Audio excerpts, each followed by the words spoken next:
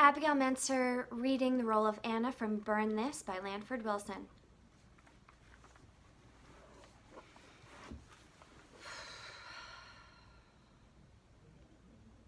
I should have come with you.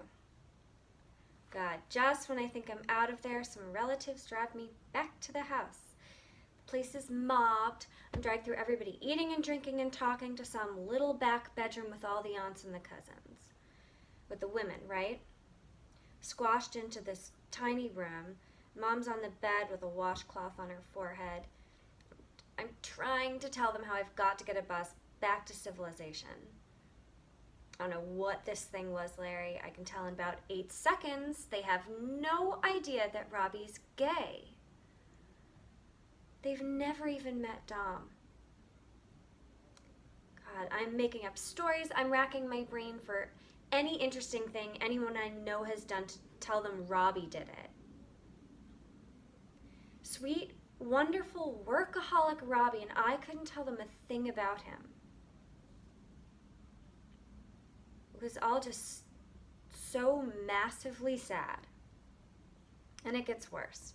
It gets much worse. And they never saw him dance. I couldn't believe it. The men are all gorgeous, of course. They all look exactly like Robbie, but in that blue-collar, working at the steel mill kind of way. And drink. Boy, could they knock it back. So, it's 12, and the last bus has left at 10, which they knew, I'm sure, damn them. And I hadn't checked like an idiot, so I have to spend the night in Robbie's little nephew's room in the attic. The little redhead, did you see him? He's been collecting butterflies all day. He's got them pinned around the room to the walls, a pin in each wing, right? Darling, wait. So, I get to bed by about 2. I've got them to promise to get me up at 6:30 for the 7-something bus. I get to sleep. I wake up. Can't see in the room much. It's dark. But there's something in there. There's this soft, intermittent flutter sound. And I'm thinking, what the hell?